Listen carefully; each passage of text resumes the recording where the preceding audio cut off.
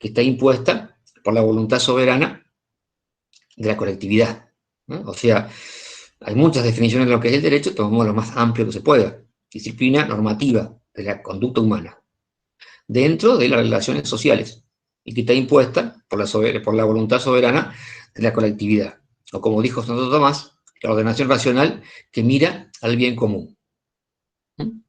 El derecho no es otra cosa que una ordenación racional que mira al bien común, promulgada por quien tiene a su cargo el gobierno, la realidad de la colectividad, como ustedes ven, en ambas definiciones, lo que aparecen en común es que es impuesta por la voluntad soberana del Estado, básicamente de que ejerce justamente el gobierno de la colectividad, y que es un conjunto de normas, y que lo que busca es regular la vinculación social de las personas, y que debe propender, sin ninguna duda, muy cristiano esto, pero debe propender al bien común, que es básicamente lo que el derecho debe apuntar.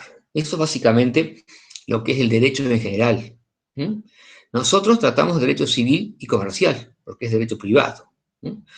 Entonces, para tratar de llegar a lo que es el derecho civil y el derecho comercial, se impone previamente hacer un pequeño derrotero histórico para ver cómo se llega a todas, en realidad, estas cuestiones que en realidad estamos hablando allí sobre este tema.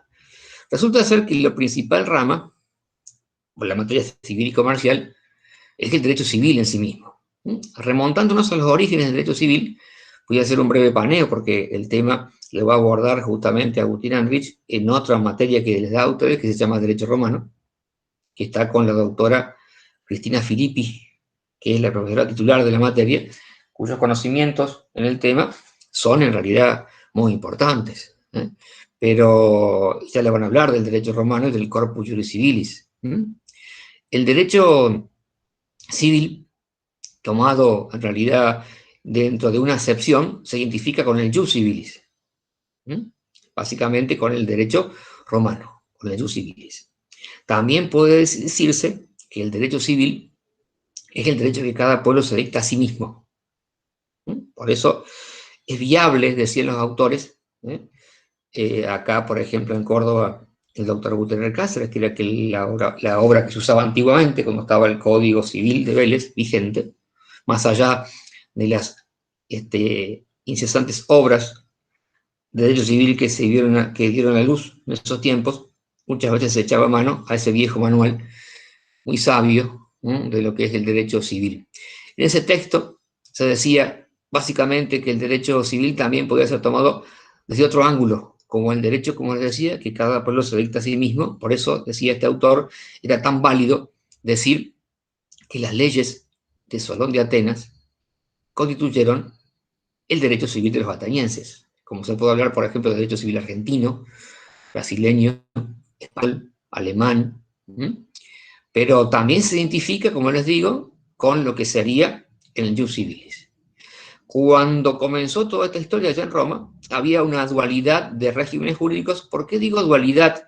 Y hago referencia a esto porque en la actualidad también hay una dualidad. No es la misma que la que había en aquella época, porque en aquella época estaba el derecho civil, por una parte, o el jus civilis, para el ciudadano romano, para aquel que era pater familias, y a su vez era ciudadano y hombre libre, pero también estaba el derecho de gentes, que regulaba todas aquellas cuestiones, en realidad, que no podían ser tomadas porque los ciudadanos o las personas a quienes estaba involucrando no eran ciudadanos romanos. Se llamó ius gentium, el derecho de gentes, porque dado que Roma se construyó en un imperio después y empezó a conquistar pueblos, había que tener normativas que regularan esas conductas. Y no se podía aplicar el jus civilis porque no daban las circunstancias o los requisitos, la de ser ciudadano romano, de ser hombre libre, pater familia. No daba esa situación. Entonces se daba esta dualidad, por un lado el derecho civil y por otro el derecho de gentes. Transcurre el tiempo, se llega a la Edad Media, cae el Imperio Romano, sin embargo, en realidad, el derecho se mantiene vigente, el jus civilis. Aparece otro orden normativo que está vigente en la actualidad, que es el derecho canónico, que regula todas aquellas relaciones de los fieles con la Iglesia Católica, y todas las instituciones de la Iglesia, traído por fieles a los bautizados, por supuesto.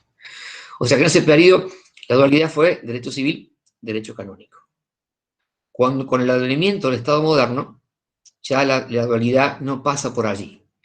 Pasa en realidad porque cada pueblo se dicta su derecho y se entiende soberano. Entonces el viejo jus civilis, que contenía normas regulatorias de actividades de los particulares y de algunas de derecho público, en realidad los estados toman del jus civilis, como ustedes ven, se va pasando en el tiempo, desde Roma, Edad Media, aparición del Estado, en lo que es el derecho privado. Toda la parte privatista del jus civilis. Personas, derechos jurídicos, negocios jurídicos, todo lo que se va a poder, derechos de propiedad.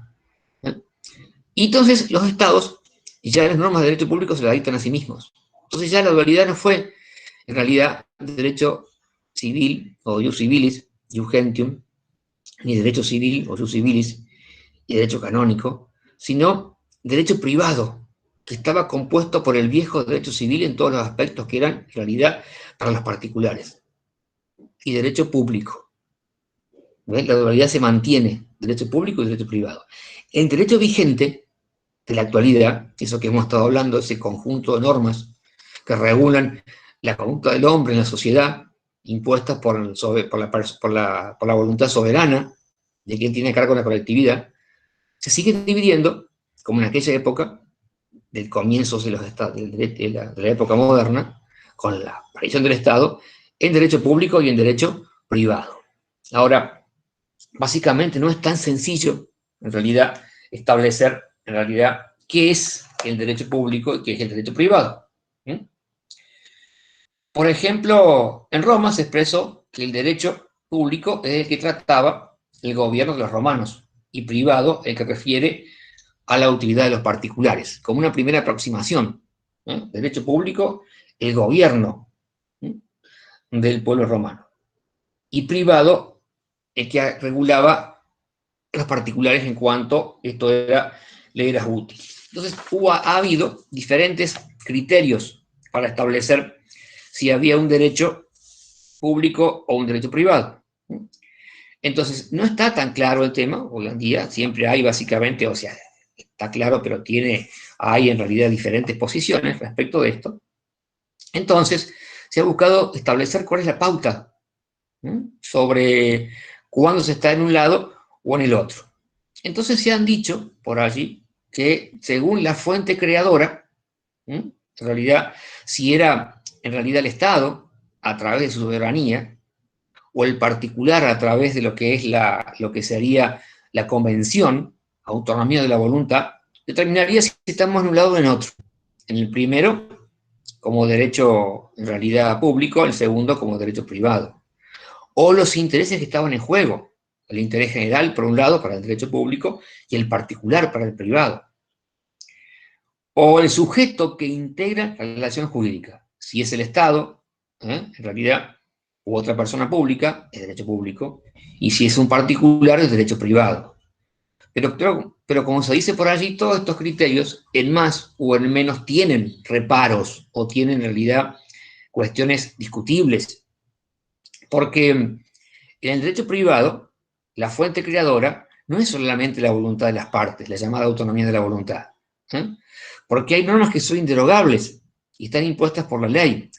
Entonces, por ejemplo, todo lo atinente al régimen del derecho de familia en cuanto compete a la llamada responsabilidad parental, que antiguamente se le llamaba, por ejemplo, patria potestad, o lo que atañe, por ejemplo, en el derecho sucesorio, a la legítima parte, que no puede ser el privado de la herencia, o en la parte de reales, los límites al dominio, por ejemplo, que hay limitaciones impuestas en el orden público, no son fuente creadora la voluntad, sino que básicamente acá esto tiene que ver con normas que están impuestas que son de orden público.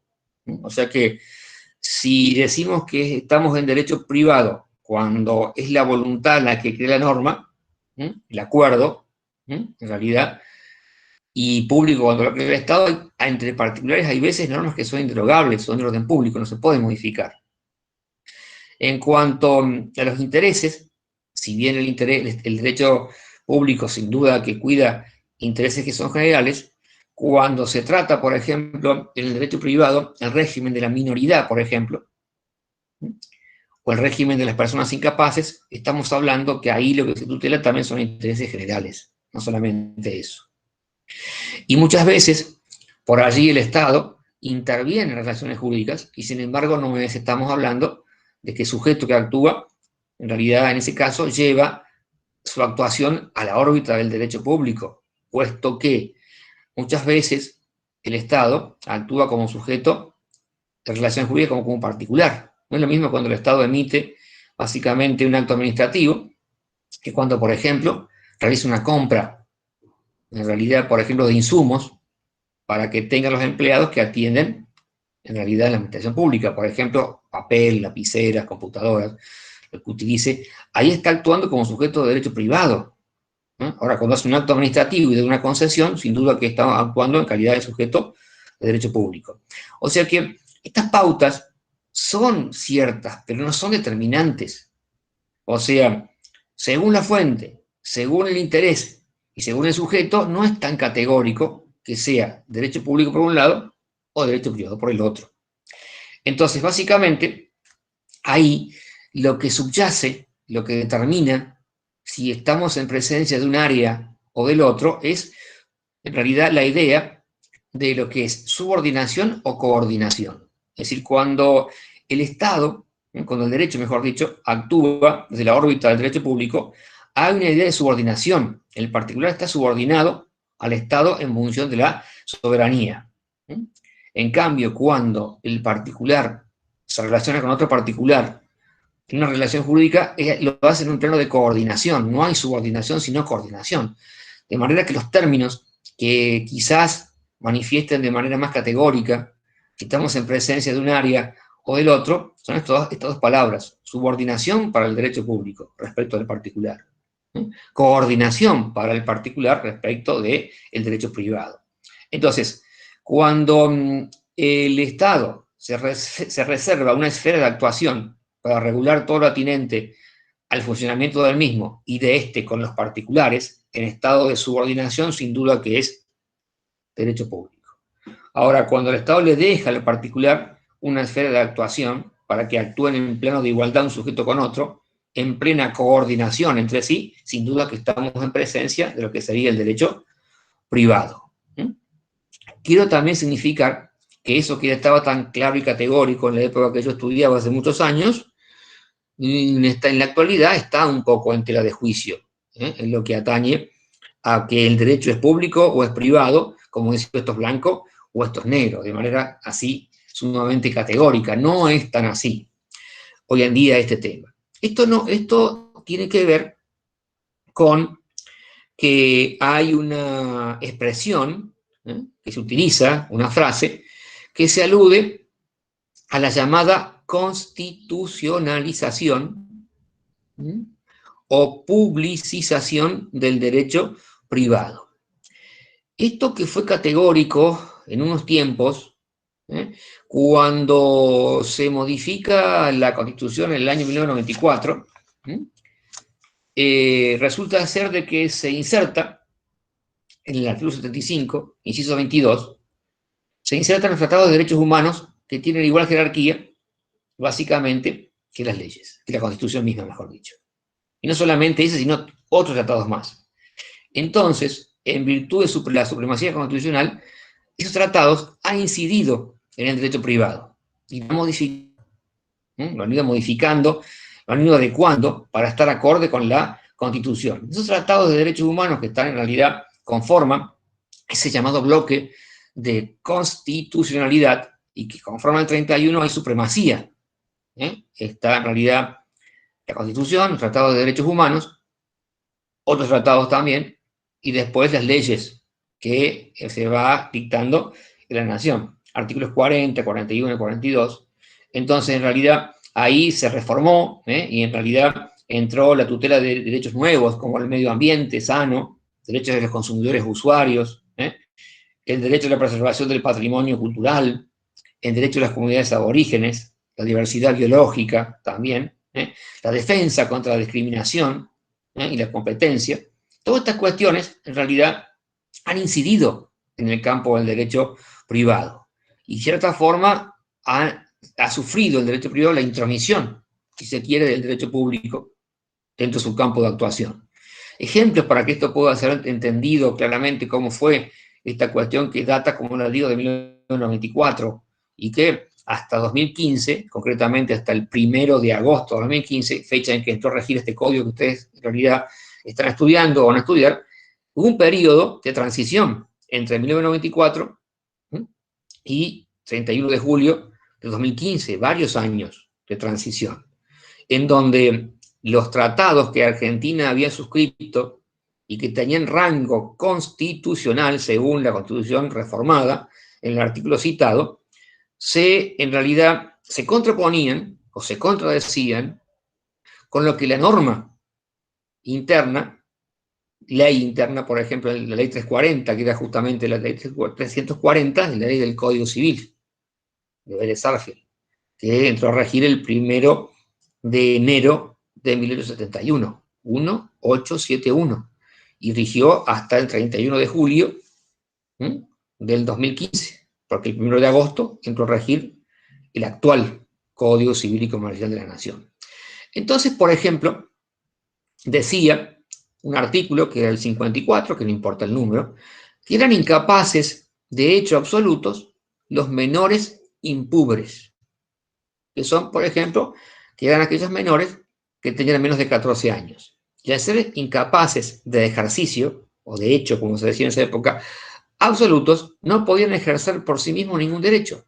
Sin embargo, la Convención de los Derechos del Niño y la ley que con consecuencia de esa convención que data de 1989-90, que fue redactada, que se dictó una ley que se ve en la unidad número, en realidad 3, que es la ley 2661, si no me equivoco, es la ley que regula los derechos de las niñas, niños y adolescentes, establece que no es tan así, porque la persona menor de 14 años, cualquiera que fuera su edad, puede ser oída en todo asunto que le concierne, judicial o extrajudicial.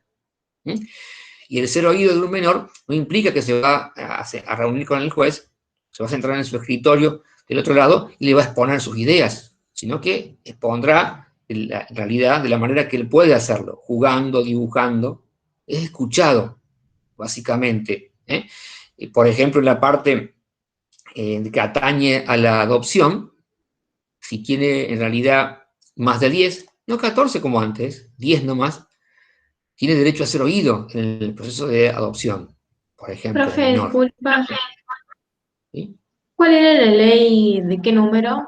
La expedicto de los derechos del niño. La, la ley de los derechos del niño es la 2661. Creo que es esa, si no la chequeamos después en el código. En este momento no la tengo en realidad en mente, creo que es esa. Ya la Dale, vemos en gracias. realidad. Pues, se ve en la unidad 3, esa ley.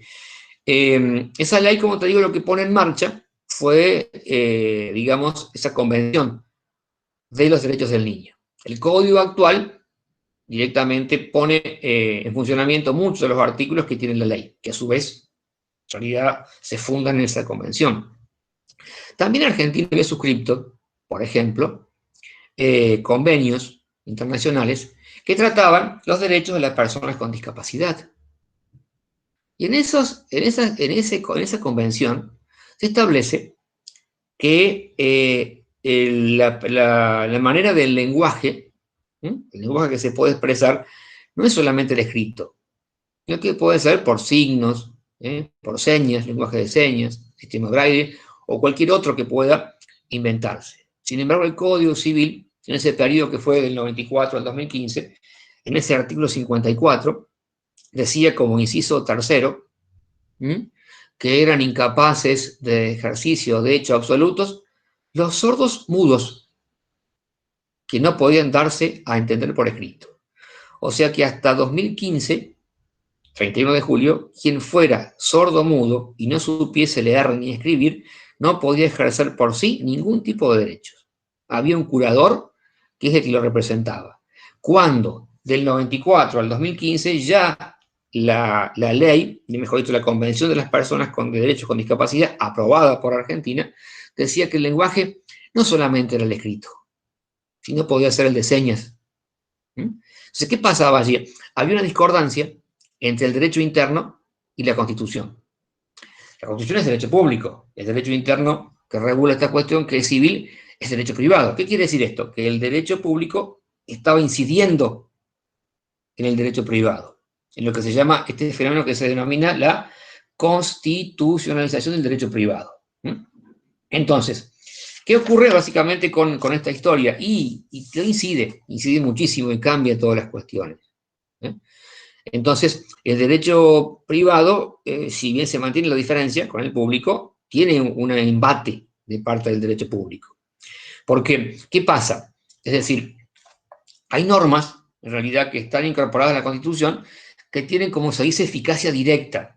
Es decir, no hay necesariamente una ley que la reglamente, basta que esté regulada, entonces tiene que ser aplicada. No hace falta que se desarrolle una ley de garantía o derecho para invocarlo. Basta con que esté allí. Por ejemplo, este caso que hablábamos, de decir, mire, que una persona dijese, es sordo o muda, no sabe escribir ni leer, no obstante puede comunicarse por vía del lenguaje de señas, entonces tendría que haber sido, o podría haber sido, o intentado, ser persona capaz de ejercicio, invocando la Constitución, y que a su vez en realidad se asentaba en esa convención de las personas, de los derechos de las personas con discapacidad. O los menores para ser escuchados, diciendo la convención dice que se puede ser escuchado, el menor cualquiera sea su edad, y acá dice que no se escucha nada, hasta que tenga 14. Las leyes, por ejemplo, esa que estamos hablando, de la convención decía que los menores iban hasta los 13, los niños, y niñas de hasta 13, de 13 a 18 adolescentes. El Código Civil mantuvo muchos años, la mayoría de edad a los 21 años, cuando la convención decía que a los 18 era mayor de edad. Eso, para subsanarse, en el 2010 se dictó una ley y se bajó la edad, porque hasta el 2010 en realidad era mayor de edad recién a partir de los 21. Ahí se modificó y se bajó a los 18. O sea que ahí la ley estuvo acorde con lo que era en realidad la Convención de los Derechos del Niño, porque decía que se era menor de edad hasta los 18. Niño 0 a 13, 13 hasta los 18 adolescente. El código decía menor puber o impuber. Tenía que ver básicamente la situación de poder ejercer algún derecho, puber, 14 en adelante, y ningún derecho, 14 para abajo. Y tenía que ver no con el discernimiento, en realidad con lo que sería la capacidad de razonar, de acuerdo a la edad de la persona, sino con una cuestión básicamente hormonal, pubertad. Como si se pensara con otros órganos, no con la cabeza. Acá el código habla de grado de madurez suficiente. Es que esa pauta la van a ver seguramente, que tuvo Vélez, que viene del derecho romano, que tomaba esa situación, se entendía que si podía reproducir, básicamente la persona pasaba a ser puber, si no sería como impuber. Entonces en realidad marcaba esa, cuando el rigor de verdad lo que determina que la determinación adoptada sea correcta o incorrecta, o razonable o no, no es eso, sino la capacidad de discurrir, de razonar, la madurez suficiente. Entonces, el código hablaba de esto, el pretérito, que viene del derecho romano, la pubertad, 0 a 14, 14 en adelante. Claro que Roma tenía 0 a 7, 7, o sea, tenía más edad, hasta los 25 la minoría, pero eso lo va a explicar mejor Agustín, que lo maneja más que yo.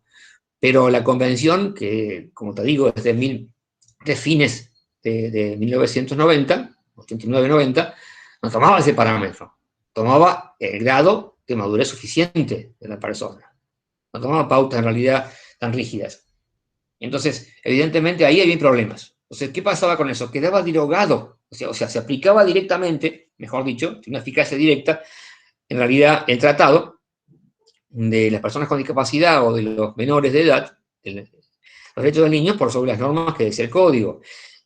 Y derogaba toda norma que se contrariera a la superior, o sea, era como que estaba derogado ese artículo 54 tácitamente, y lo invalidaba, en el sentido que la eficacia invalidatoria significaba que si un juez decía ese artículo 54, inciso 1 y tercero, menores, sordos mudos, que no saben hacer por escrito, es inconstitucional, porque va en contra de la Constitución, que a su vez se apoya en este tratado, y va a ser válido.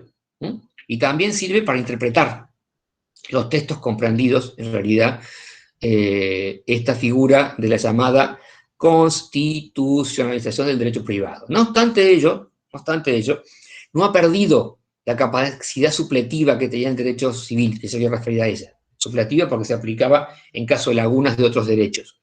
No ha perdido totalmente eso. Acá en el libro nuestro que usamos, Palmero y Chapero, estos autores sostienen que a pesar del embate de lo que es el derecho público, el tejido conectivo, es decir, todo lo que unifica y hace inteligible el derecho privado, se logra a través del derecho civil, que a pesar de que no tiene la misma potencia y fuerza que tenía antes del 94 con la modificación de la Constitución, sigue siendo, en realidad, el derecho común. El derecho común. Sí, alguien habla para acá, sí. ¿Puedes repetir lo del derecho privado cuando se vuelve con el derecho civil? Se me corta un poco la transmisión y no puedo escuchar bien. Mirá, lo que estoy diciendo yo está en el texto. O sea que no sé qué parte te quedaste, porque hablé muchos minutos sobre básicamente lo uno y otro. No sé qué parte te quedaste. Fue recién nomás.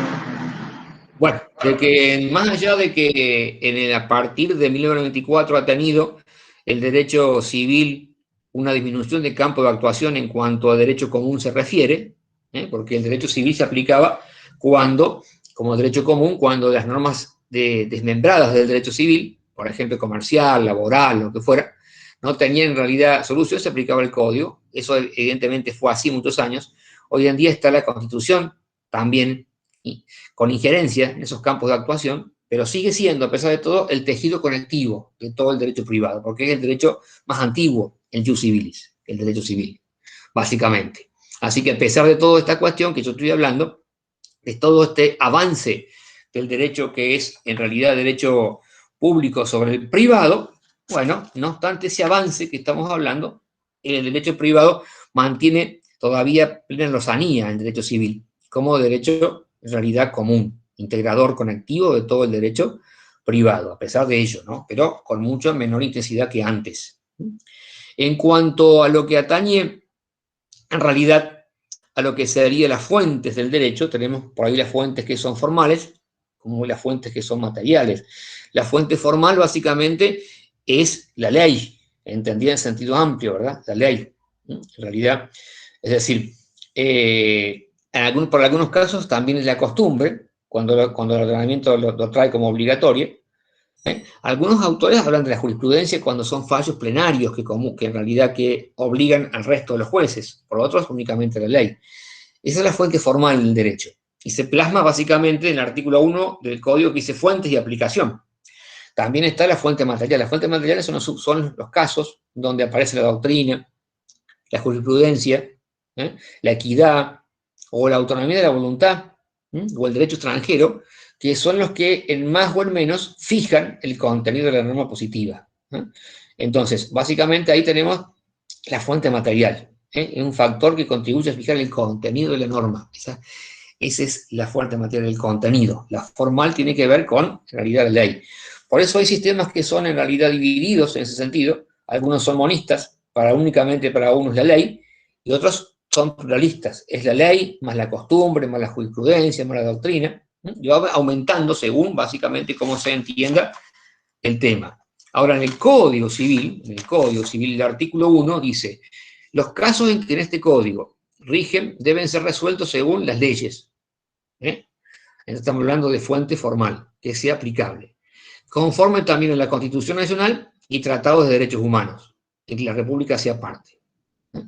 Al efecto se tendrá en cuenta la finalidad de la norma. Antes, este artículo que estoy hablando, cuando fue escrito por Lorenzetti, Hayton y Kallermacher, que son los autores del código, decía que se tiene que tener en cuenta básicamente la jurisprudencia.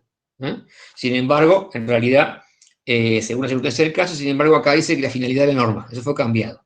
También hace referencia a los usos, prácticas y costumbres que se vinculan cuando las leyes o los interesados se refieren a ellos.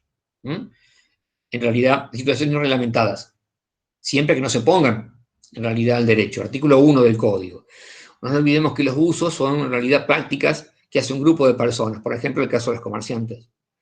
Pero cuando ese uso se transforma en realidad en general y tiene un aspecto que es objetivo, que lo toma la sociedad, y un aspecto subjetivo que es la obligatoriedad, lo entiende obligatorio, se llama costumbre. Entonces la costumbre también es fuente del derecho siempre que no se ponga al ordenamiento jurídico. Ahí está hablando básicamente de cómo funciona esta cuestión. También se alude a los principios y valores jurídicos, según el artículo 2. Dice, la ley debe interpretarse teniendo en cuenta sus palabras, sus finalidades, leyes análogas, disposiciones que surgen del tratado de Derechos Humanos y los principios y valores jurídicos.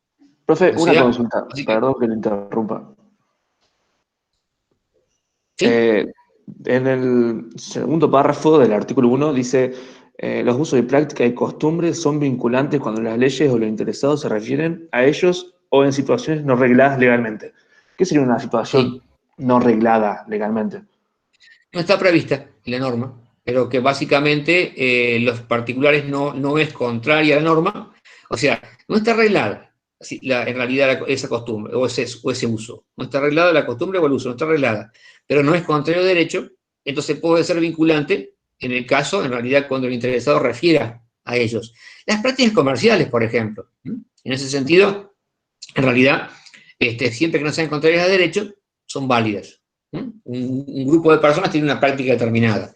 Cuando se hace costumbre eso, significa que se generaliza y que la sociedad lo entiende como obligatorio. Entonces, básicamente, termina siendo en realidad una costumbre sobre esa temática. Mira, cuando regía en realidad el régimen anterior, la ley de cheques anterior, no tenía en realidad lo que era la ley, el cheque postdatado. Si vos te dabas un cheque, por ejemplo, y te ponían fecha de creación, suponte, dentro de 30 días, por ejemplo, el 31 de abril, no, el 31 de abril, suponte que fuera el 31 de mayo, por ejemplo, 31. Vos si querías, legalmente podías presentarlo al cobro, hoy mismo, porque no había posibilidad de cheque que no fuera postdatado. Siempre el cheque era presentado al momento del pago, del cobro. Sin embargo, era costumbre entre los comerciantes que decía, te vendo mercadería y te pago con cheque. Y te pago un cheque en realidad 90 días. Y le ponía fecha que le ponía 90 días para que se acordara el otro que tenía que presentarlo dentro de 90 días. Ahora bien, podía ir en el momento y presentarlo porque la ley en realidad no permitía. Pero era una costumbre que era respetada entre los comerciantes. Básicamente, no estaba prohibido, no decía el cheque que no se podía postdatar, no decía, tampoco lo permitía. El código de la ley después se modifica eso y se admiten cheques postdatados. Entonces, cuando vos vas al banco y presentás un cheque que está fechado con fecha 31 de mayo, dice, no se puede, en realidad, pagar porque está postdatado. Pero está autorizado ahora. Antes no estaba ni prohibido ni autorizado, pero era una costumbre. Como esa puede haber varias, se pueden dar así, costumbres, como fuentes del derecho. Y esa fue una fuente, si vos querés, material, porque el supuesto de hecho, el caso, estaba contemplado. ¿Qué hizo? La ley se modificó y lo tomó. O sea, la ley fue fuente formal porque adaptó la figura, que ya de hecho existía, que no era contraria, en realidad, a derecho, pero tampoco estaba permitida. Son figuras básicamente abstractas, estas que estamos hablando, que no son tan sencillas de interpretar y de encontrar ejemplos que funcionen sobre esto. Pero eso es básicamente una idea. Por ejemplo, mira, en el derecho del consumidor, el 24240, está consagrado el derecho de información que tiene el usuario consumidor, que se materializa cuando se entrega el producto con el prospecto que tiene que estar en idioma nacional, no en chino. Antiguamente se entregaban en realidad los productos con instrucciones y no estaba reglamentado eso, y era una costumbre. Porque si no, en realidad, ¿qué pasó? La ley lo tomó a eso y lo perfeccionó. Dijo, tiene que ser en idioma nacional, no en inglés ni en chino. Y el objeto no tiene que ser básicamente, ese que se compra, no tiene que ser perjudicial a la salud de la persona. Y va dando otras pautas, pero ya estaba. Cualquiera que compraba un objeto determinado venía unas instrucciones de uso, por ejemplo. Entonces era costumbre también, pero en realidad no estaba regulado como ley. Ese supuesto de hecho fue tomado por la ley del consumo y se lleva a cabo. Y se establece la 24240, todas estas cuestiones de publicidad engañosa, creo que es el 7 y el 8 por ahí, van a haber obligaciones a eso, más profundamente, y van a ver cómo funciona ese tema. Es un poco más o menos el tema que apuntabas allí. Entonces, es una idea básicamente de cómo va avanzando, básicamente, esto del derecho, cómo llegamos a lo que llegamos, Ahora, ahora bien, ¿sí? No sé quién me habla. ¿Nazar? Sí, ¿Netra? Nazar. ¿Sí? ¿Es la que está hablando? Sí. Sí. Sí. El tema de interpretación, onda de la parte 2, digamos, del Sí. capítulo 1 del código, Ujú. ¿eso hay qué fuente sería? Porque la No, primera es una es la fuente. fuente formal. Claro, la ley es la fuente formal, igual que la Constitución y los tratados. Sí. ¿Eh? Para algunos puede ser también la jurisprudencia, estos autores dicen que no, que la jurisprudencia es material. Al igual que la Ah, bien. doctrina, los supuestos y la autonomía de la voluntad. Lo otro es interpretación de la norma. ¿Cómo se debe interpretar la norma? Técnicamente, lo que pasa es que entendemos que cuando hablamos de principios y valores jurídicos, si bien está en el artículo 2, que es relativo a la interpretación, los principios y valores jurídicos son los que el Código Blesano llamaba principios generales del derecho, y eran fuente. Porque, ¿por qué significaba eso? Un principio general del derecho. Básicamente era que el juez no podía dejar de fallar, alegando, sentencia, que no tenía supuesto una norma, que no había norma, porque estaban los principios generales del derecho, ¿eh? Que son algo así como verdades, que se imponen a todos, a todas las personas, a personas que son cultas y que son profanas, o sea, no saben, y estas deben ser en realidad respetadas por todos. ¿Eh? Eso es un principio general del derecho, una verdad que no necesita, dicen los autores, ser demostrada y que se impone por sí misma a todas las personas, a personas cultas y personas que no son cultas. Por ejemplo, se alude al principio de reparar el daño causado. Quien causa un daño debe repararlo. Y eso en realidad no hace falta mucho para darse cuenta que eso es así. Entonces, decía Vélez, cuando no haya norma que regule el tema, acúdase al principio general del derecho, que son verdades, como te digo, que no hace falta que sean demostradas, sino que se imponen por sí solas, como esta que te digo, reparar el daño causado. Entonces, evidentemente, es un principio de eso. Ahora, ¿qué pasó con el código? No lo usa Gracias.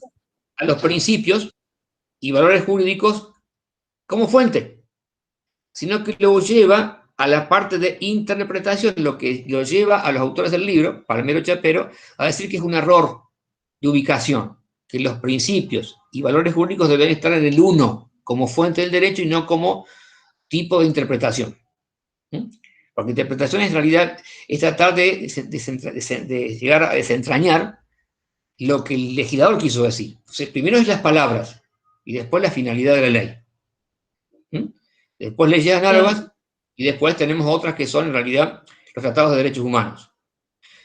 También podría ser tomado un modo interpretativo como un principio, puede ser, siempre que sea coherente. Pero más que un modo interpretativo es una fuente, entendemos, del derecho. Así lo vas a encontrar en el libro, como fuente del derecho. Como última fuente, porque primero es la ley, sin duda. Claro. Es cuando tenés más chance y te tenés que resolver. Por eso el 3 dice, debe resolver. El juez debe resolver los asuntos que sean sometidos a su jurisdicción, mediante una decisión fundada. Esto es coherente, como dice, con el ordenamiento jurídico. Está diciendo que el juez no puede excusarse si no tengo cómo resolver. No, debe resolver de acuerdo a estos parámetros, aplicando esas fuentes, interpretando de esa forma la ley. Resolver, se puede equivocar, bueno, vas a la Cámara.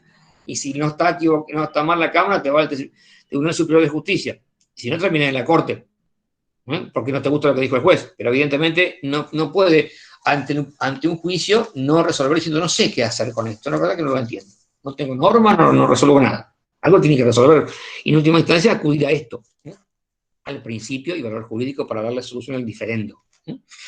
En materia de lo que sería, ya dijimos que es derecho Muchas público gracias. y que es derecho de nada y derecho privado. ¿Qué es lo que podemos hablar acá en materia del derecho privado o derecho civil, mejor dicho, que era básicamente lo que teníamos allí, el derecho civil, si se codificaba o no se codificaba? Eso fue un tema que dominó todo el periodo del siglo XVIII, 1800 y pico, si se, en el siglo XIX, 1800, perdón, y si se codificaba o no se codificaba. La idea de la codificación, en realidad un código, básicamente, es un precepto, es un cuerpo mejor dicho, ordenado de preceptos jurídicos. En realidad, está sistematizado en base a un método, conjunto de preceptos jurídicos ordenados sistematizados en base a un método. ¿Era necesario codificar o no? La discusión fue siempre qué pasaba con el código. Había una teoría que era sostenida por un autor llamado Savigny y otros, que decía que la codificación era una obra falsa y arbitraria. ¿Por qué? Porque encasillaba al magistrado o al juez el día de mañana a resolver en base a un código, básicamente en base en realidad a lo que sería un cuerpo de normas. Y que el derecho fluía, cambiaba, era cambiante, se modificaba. Entonces, al modificarse y no modificarse el código que lo reglamentaba, el juez lo encorsetaba, lo encerraba y debía resolver en base a lo que decía la norma, y eso era contrario al derecho, porque el derecho cambiaba y fluía. Otra teoría decía que un código daba seguridad jurídica, entonces era lógico y adecuado codificar. En base a eso, entre las dos corrientes, algunos casos, como el derecho de las costumbres, el common law, no hay códigos. En cambio, el derecho continental europeo tiene códigos. Ganó la pulseada la codificación, porque la mayoría de los países codificaron. Inclusive codificó Alemania, que nada que ver con Francia y España, por ejemplo, en lo que es su idiosincrasia. Se puede parecer más a un anglosajón, sin embargo, el derecho es continental europeo, no es como el inglés. Básicamente puede tener mayor afinidad con ellos, sin embargo, en Alemania hay código civil. En ese sentido, ganó la codificación porque daba seguridad jurídica. Te decía, básicamente, unificaba las normas, que es lo que pasaba aquí. Aquí había inseguridad jurídica en Argentina antes del dictado del Código Civil porque se aplicaba el derecho español. Pero el derecho español tenía varios ordenamientos. Estaba el foro juzgo, el foro real, el foro las ordenanzas de Alcalá, las 7 partidas, en realidad, y varios, en realidad, otros ordenamientos. Entonces, muchas veces, como explicaban los primeros comentadores del código, el ejercicio de la profesión de abogado era una mezcla de ignorancia con sagacidad. O sea, si tenía que convencer, en realidad, al abogado, al juez, que se aplicaba el foro juzgo, porque le era favorable, y no el foro real, o las 7 partidas, o la ordenanza de Alcalá, porque les favorecía. Entonces, cuando se codifica, se aplica un no código, fue el civil en su momento, y dio mayor seguridad jurídica. Entonces, en casi todas las partes del mundo se codificó. El primer código civil de la historia es el Código Civil de Francia, dictado en 1804, a instancias de Napoleón Bonaparte, que era quien tenía el poder en esa época. Hay un código muy importante, que es el Código General de los Estados Prusianos, que es anterior, que es de 1794, pero no se condice con la definición que hemos dado, que es un conjunto de preceptos jurídicos de una rama determinada del derecho y que está sistematizado y ordenado en base a un método. Porque ese código, que estoy hablando, era un código que trataba de normas de derecho público y de derecho privado. En cambio, el Código Civil francés fue únicamente de derecho privado. Por eso se considera el primer Código Civil de la historia. Ese fue el primero. Ahí intervino activamente Napoleón Bonaparte, que era en realidad de primeros conocimientos de derecho. Algunos autores sostienen que hay artículos que están redactados, que se ve la pluma de Napoleón Bonaparte, por ejemplo, el caso de los actos inexistentes, en el caso del matrimonio de personas de igual sexo, para algunos autores. Otros dicen que no, que si bien tenía conocimientos jurídicos, no participó activamente. Pero lo cierto es que Napoleón Bonaparte fue el que se decidió que en Francia se codificara. Tomó la decisión política de hacerlo y lo logró. Y fue el primer código civil de la historia. Por eso algunos autores, acá en Córdoba, Buteler Cáceres dice eso, por ejemplo, comparan a Napoleón Bonaparte con Roma. ¿Cómo vas a comparar una persona con una ciudad? Bueno, dice que ha pasado algo parecido, porque Roma, que fue la fuente del nacimiento del derecho, el Jus Civilis, fue su obra cumbre, el Corpus Juris Civilis de Justiniano, que lo van a ver bien con Agustín.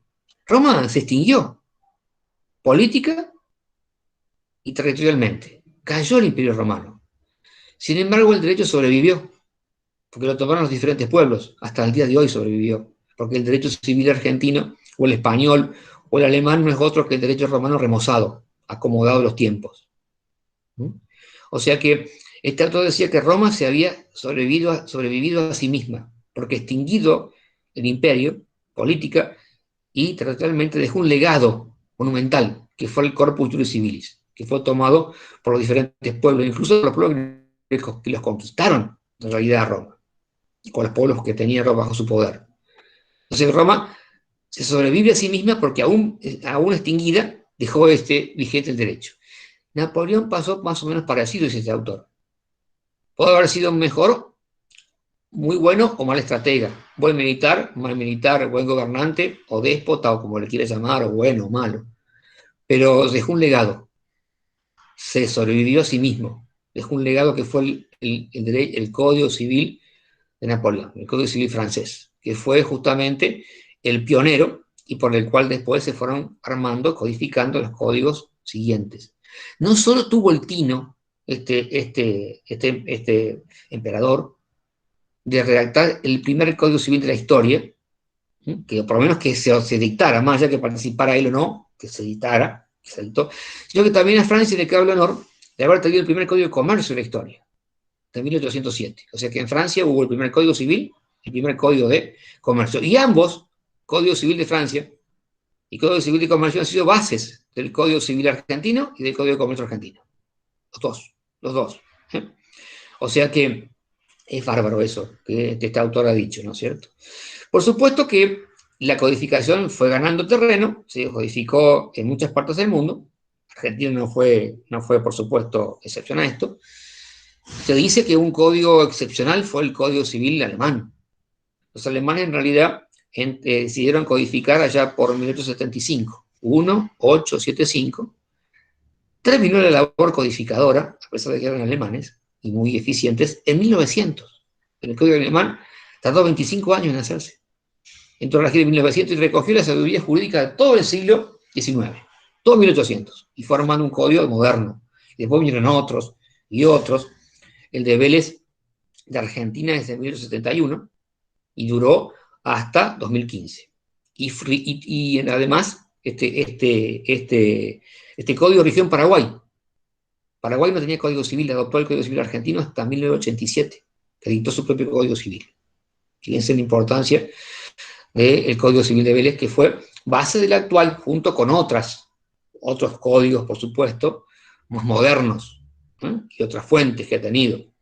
Pero no es menor el tema. O sea que en materia de derecho civil, que es parte del derecho privado, se codificó en muchos lugares. En otros no. Rigió el derecho civil, pero sin código. Pero hay, o sea, no confundir derecho civil con código civil. Puede haber derecho civil sin código. Es derecho civil. El código es normas de esa rama que lo sistematizan en base básicamente a un método. En materia de lo que atañe al derecho comercial, pasa lo mismo.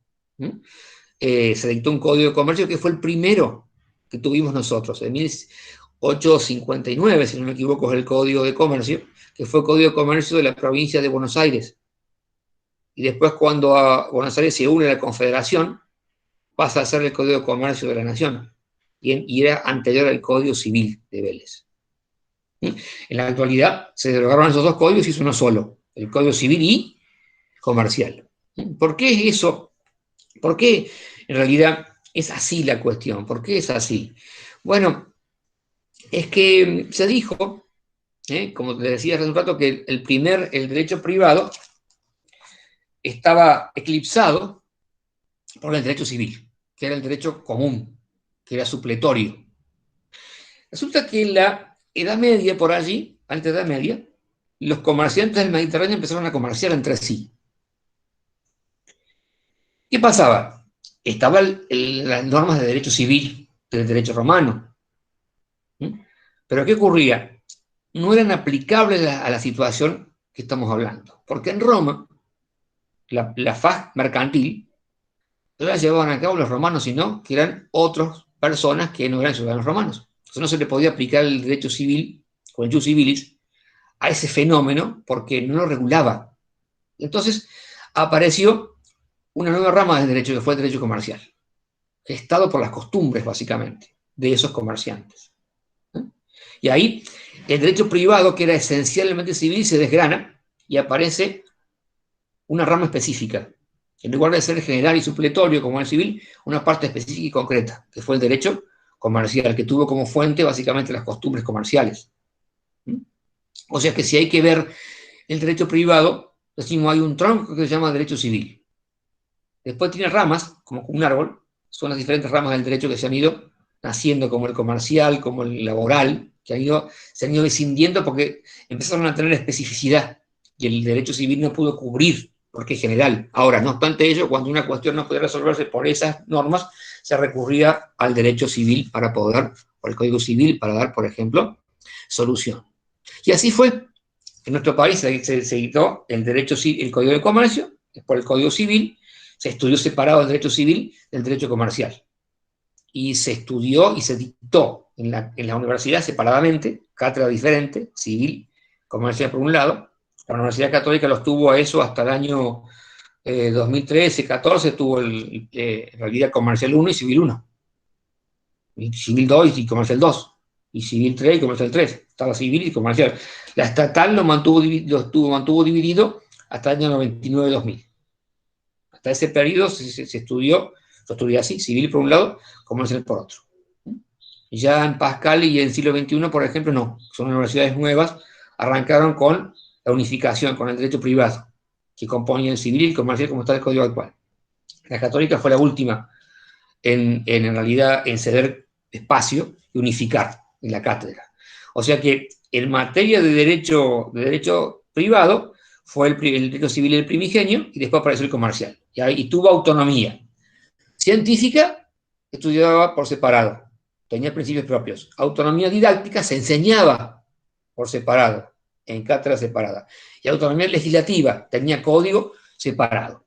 Todo eso, en realidad, no hubo discusión al respecto durante 1800 y pico, hasta 1900, hasta que más o menos de 1940 ocurre un hito importante. En 1942, en realidad, ya había un antecedente anterior del Código Suizo de las Obligaciones, donde Italia deroga su viejo Código Civil de 1865, 1865, y su Código de Comercio, y hace un código unificado de derecho privado, aglutinando lo que es el derecho civil y el derecho comercial. Los argumentos eran en que regulaban más o menos la misma cuestión, derecho privado.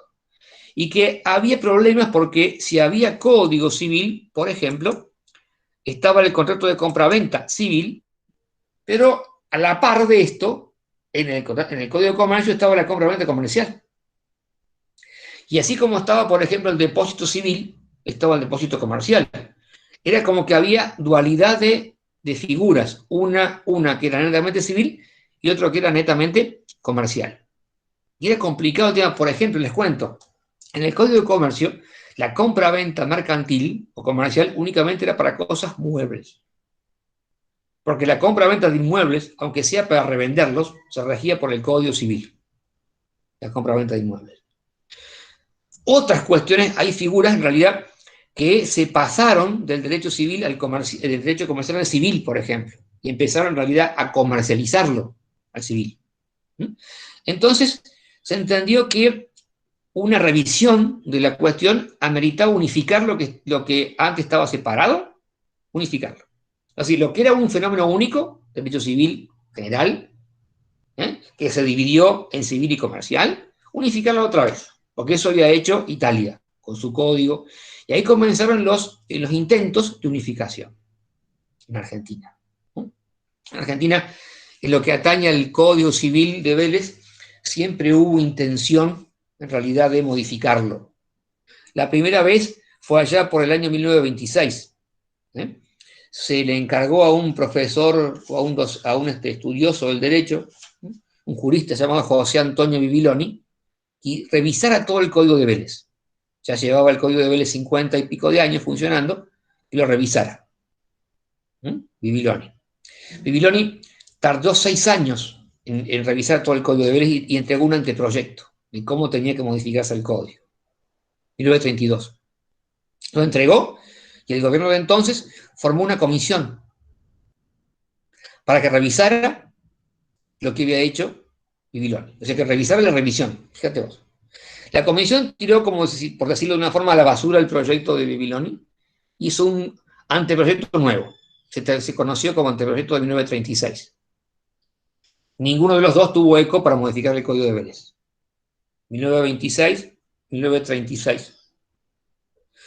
1954 se le encomienda a un jurista llamado Jorge Joaquín Llambías, a quien van a sentir nombrar muchísimo en la carrera, Llambías, como el del campo, Llambías, el de la ciudad rural, Jorge Joaquín Llambías.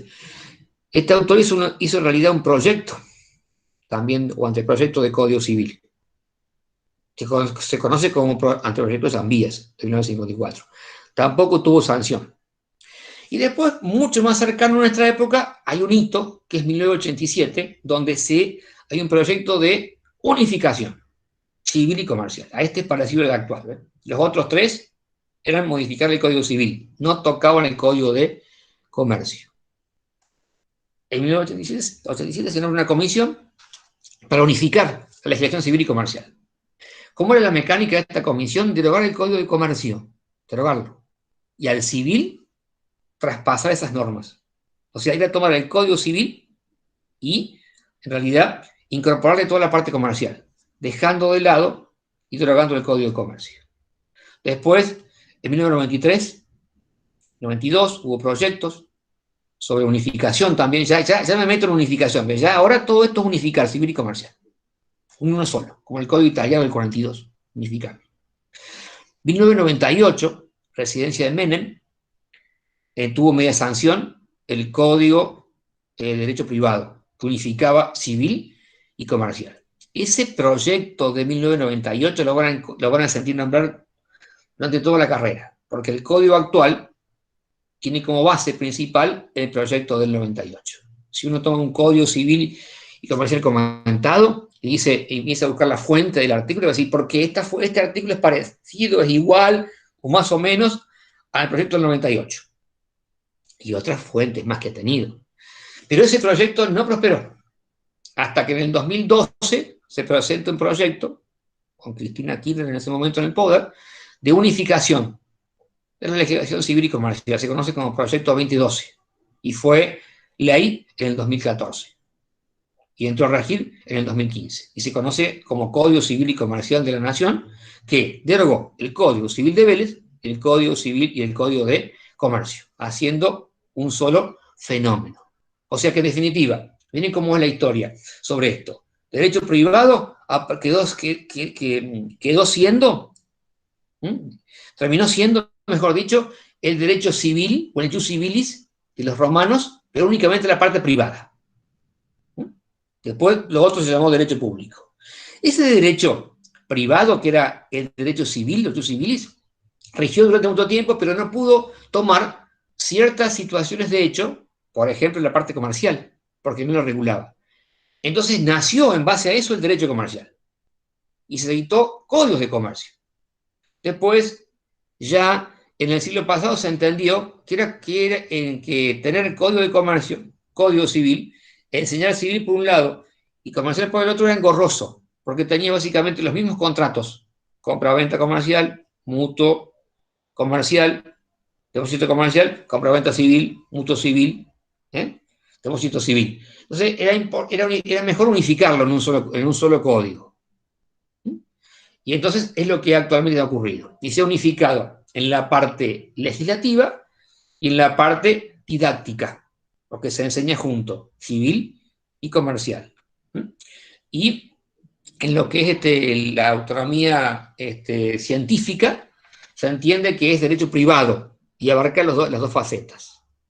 Eso es un poco para que vean cómo hemos llegado de Roma, pasando por la Edad Media, pasando por la Edad Moderna, que se divide, que termina siendo derecho privado y derecho público.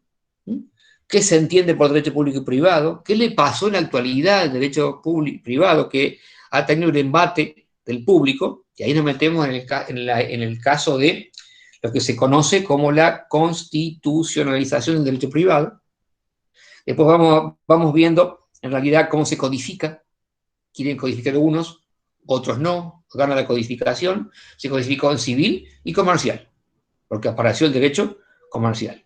Después ahora se derogan los dos códigos y es uno solo. Eso es básicamente todo lo que es el avance que ustedes van a poder apreciar en el librito de Chiapero Palmero, que tiene básicamente todo el desarrollo histórico de lo que es la figura. Ya siendo que el derecho privado está compuesto por el civil y por el comercial, se impone entonces definir a cada uno de ellos. En lo que atañe a lo que es el derecho civil, se toma en cuenta, en la página 19 del libro, por ejemplo, toma en cuenta lo que decía el doctor Buteler Cáceres, lo cita allí, a José Buteler Cáceres. El libro en realidad actual, no sé si lo tienen ustedes, Códigos de Derecho Privado. Hay una edición estudiantil y esta. La estudiantil es más chiquita, tiene hojas más finitas, pero el contenido es igual. La tapa es un poco, creo que es clarita, pero básicamente es el libro que estoy hablando, que le va a ser muy útil sobre el tema. Y este es el viejo libro que usábamos antes, el Manual de Derecho Civil de José Buteler Cáceres, que no nos sirve en la actualidad porque esto es civil solo. Y acá se estudia civil y comercial. Aparte, este está hecho con el código de Vélez y este está hecho con el código actual. Ahora, si va a la página 19, te dice, siguiendo a Buteler Cáceres, diremos que. O sea que el viejo libro de Buteler Cáceres muchas veces está reproducido acá en el código actual, el libro actual. Yo no sé cómo lo abordaron al tema, porque no estuve en esa clase, no pude, pero hay dos manuales para más o menos ver la materia. Uno el de Berretoli y de Furcade, que en este momento no tengo acá porque no estoy en la biblioteca, no lo tengo acá, pero es un librito, en realidad, que trata privado 1. Ese librito. Pero, y después está de Chiapero. La diferencia entre ambos es que Chiapero, Palmero, han escrito el libro en base al programa de la estatal, que es el que con la doctora Basanta, Cátedra C, hemos tomado como propio. Entonces, el programa de la materia es similar al de la Universidad Estatal. Y entonces ese libro, que les conté de Palmero, tiene como índice el programa. O sea, usted va a encontrar todo y cada uno de los puntos que están en el programa en el libro. En cambio, si usa el libro de Bertoldi, va a tener que ubicar los puntos del programa en el libro, que no siguen ese lineamiento. Están muchos de ellos, casi todos, pero están desparramados porque no sigue ese orden. En cambio, este tiene esta particularidad. Vos agarrás el índice del libro Palmero Chiapero y es igual el programa. Y eso para un estudiante de primer año es importante, porque no se pierde buscando los temas. Este libro, Chiapero Palmero, para algunos autores, acá, dicen, bueno, es como el viejo libro de Buteler actualizado. Y tiene muchas, en realidad, reseñas y muchas definiciones del viejo libro ese que yo les contaba. Un libro que se caracterizó, el de Buteler, por ser sencillo y completo. Completo, corto, sencillo. Básico, elemental, a la vez profundo, cosa que es muy difícil hacer una obra de poca extensión y con profundidad. No cualquiera, ese hombre era básicamente uno de los mejores juristas que ha habido acá en Córdoba y en Argentina sobre derecho civil, parte general. Esperemos que este libro actual lleve básicamente esta misma historia. Uno de los coautores, Juan Carlos Palmero, que es un hombre grande, como de 70 y pico, casi 80 años, más o menos, es uno de los principales juristas de Córdoba, Palmero. O sea que el autor del libro, con la otra profesora Chiapero, que es mucho más joven que él, que es camarista, son civilistas importantes acá en la provincia. Toman, estos civilistas modernos, actuales, no tienen definición de derecho civil. Usan la que usaba el viejo libro de Buteler Cáceres. Y nos dice que el derecho civil es el derecho privado común. Y yo, si digo derecho privado común, no tengo que explicar mucho, porque ya dijimos lo que es privado. Y cuando decimos que es común, es porque tiene esa capacidad supletiva o supletoria, que ante alguna laguna del derecho, la puede llenar. Antes la llenaba siempre. Ahora habría que ver que no se contradiga con lo que dice la Constitución. porque si entra a jugar un tratado internacional, entonces no podemos aplicar el Código Civil, tenemos que aplicar lo que dice el tratado. Pero si no es una cuestión que esté regulada por algún tratado, y en alguna rama del derecho privado tengamos una laguna, esto es una situación no regulada, y aplicando los principios generales del derecho y aplicando lo que dice el Código Civil, se puede solucionar, porque es derecho común, tiene capacidad supletiva o supletoria. Aclaro, mucho más minorada que antiguamente, porque tenemos que ver el tema de la constitucionalización del derecho privado, que es aplicar los tratados y la Constitución de forma directa al caso concreto, porque no puede contradecirse la norma local con lo que diga, o inferior con lo que diga la Constitución, por el artículo 31, que es la supremacía constitucional.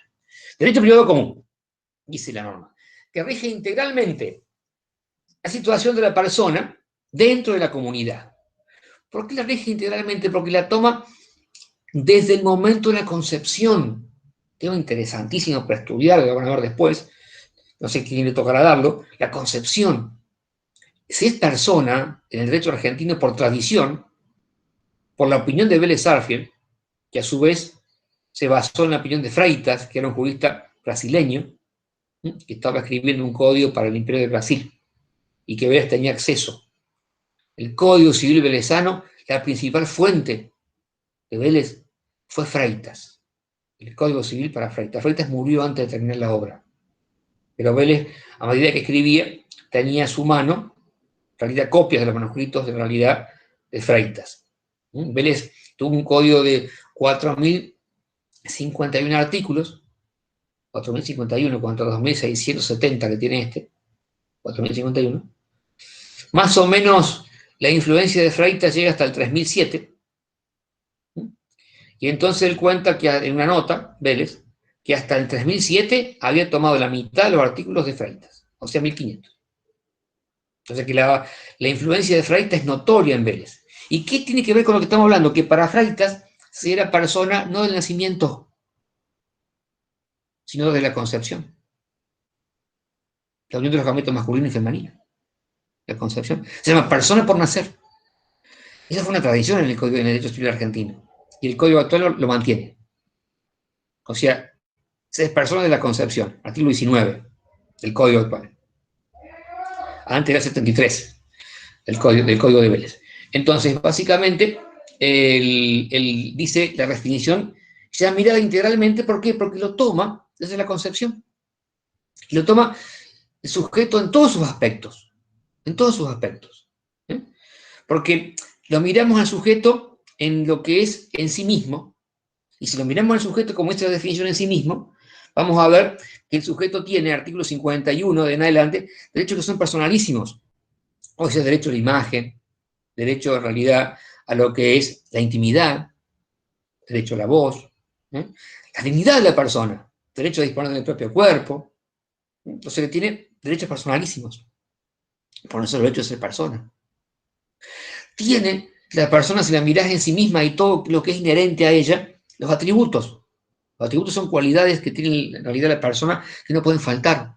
Que si es física son 4.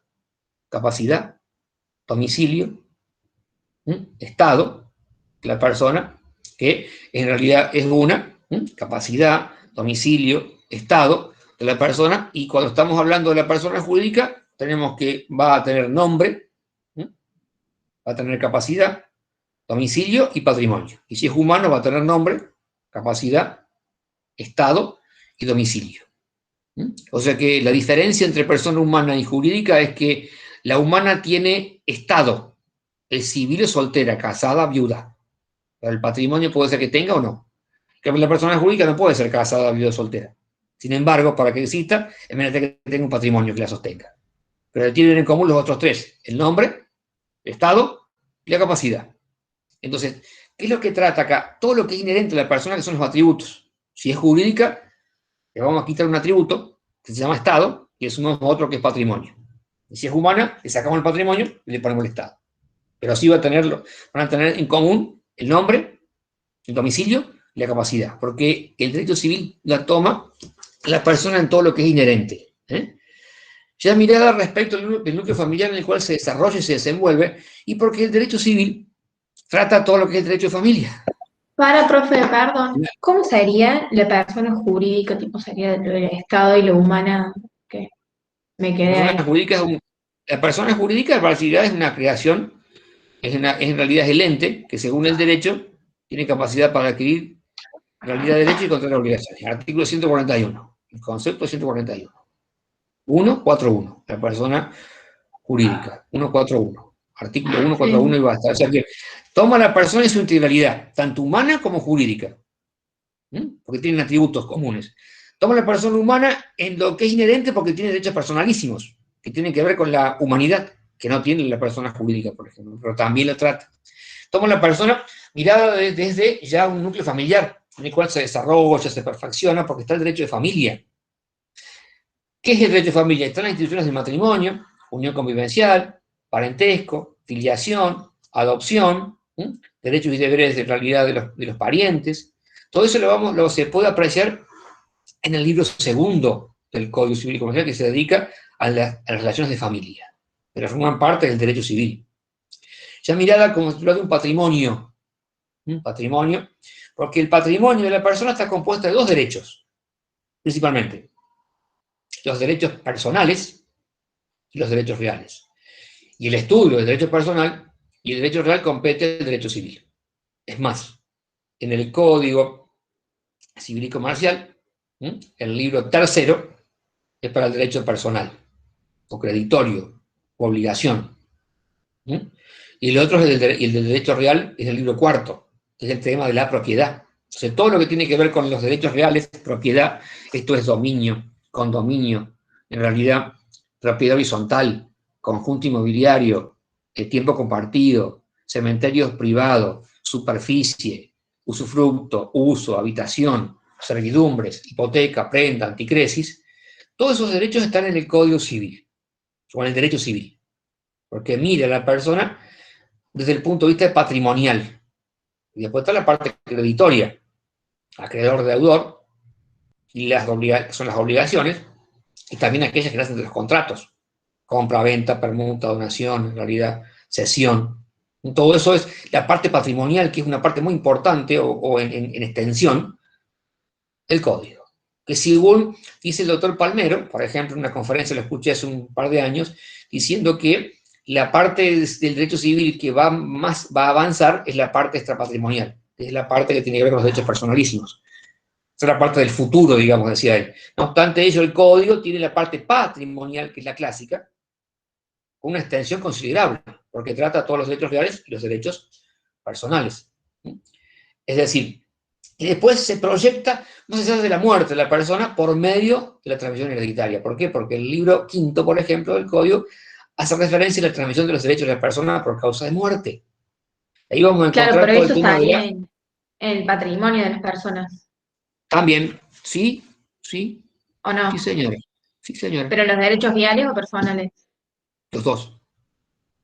En Ah, el en los Código dos estarían. actual, tu pregunta me parece excepcional, Termina de porque hacer cuando Vélez en editar. realidad arma el código, cuando Vélez arma el código, la parte de sucesiones la pone en un libro que se llama Disposiciones Comunes a los derechos reales y los derechos personales. ¿Por qué digo esto? Porque la persona se muere siendo acreedora y deudora, derecho personal, pero siendo propietaria también. El código actual, la parte del libro, las sucesiones la tiene un libro aparte, el quinto. El sexto le llama disposiciones comunes y trata como común a la prescripción, que ya van a ver qué es, a los privilegios y la retención. Pero este autor Palmero dice: bien pudo el Código Civil actual haber incluido como disposición común a la sucesión. ¿Por qué? Porque es común al derecho real y al derecho personal. Entonces, Claro. Nazar, por sentido común, se ha dado cuenta que la parte de la sucesión es común a ambos derechos. En el Código actual está separadito, como un libro quinto, como si fuera algo separado. No es separado. Comparto con lo que totalmente la opinión que dice ella, que explicó por sentido común, y comparto la científica, que es de Palmero, de que en la actualidad debió estar en el libro junto, en el libro sexto. O sea, o tener 5 libros, y el quinto ser eso: retención, privilegios, prescripción y también lo que es la transmisión. por causa de muerte. Porque ahí Muchas va gracias. todo lo que es patrimonial. Muy no suyo, ni acertado o ha estado leyendo, o el sentido común le anduvo bien, porque verdaderamente sí es muy bueno Gracias. su participación, ¿sí? Sí, sí. Entonces, Gracias. esta definición es fantástica. Fantástica, no he conocido otra que sea básicamente tan integral, tan fácil. Es larga. Lo que pasa es que cuando uno en realidad se pone a ver el código, se da cuenta que en esa definición se describen todas las facetas.